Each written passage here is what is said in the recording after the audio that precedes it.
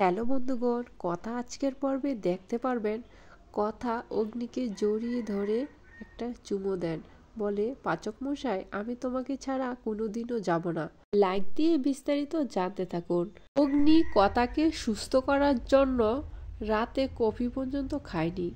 কথা যে যে জিনিস পছন্দ করতো না সবকিছু বয়কট করলো অগ্নি। কথার গাছ ভেঙে ফেলেছিল অগ্নি গায়ে ধাক্কা লেগে।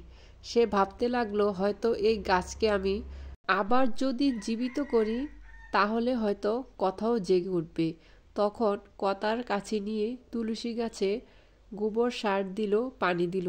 বলল, তোর জন্য আমি সব কিছু করছি। আমি যা পছন্দ করতাম না এখন তাও পছন্দ করি।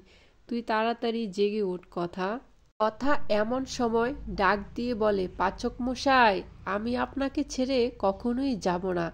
তখন অগ্নি এসে কথাকে জড়িয়ে ধরে। কথা অগ্নিকে গালে একটা চুমু দিয়ে দিল। অগ্নি ভাবতে লাগলো, কথা কি আমার ভালো বন্ধু না অন্য কিছু? ভালো বন্ধুর জন্য কি এমন হয়? সেন্ডি এসে বলে, কথার গুলিতে কিছু পাওয়া গেছে। অগ্নি কি পারবে কথার শত্রুকে খুঁজে বের করতে? অবশ্যই কমেন্টস করে জানাবেন।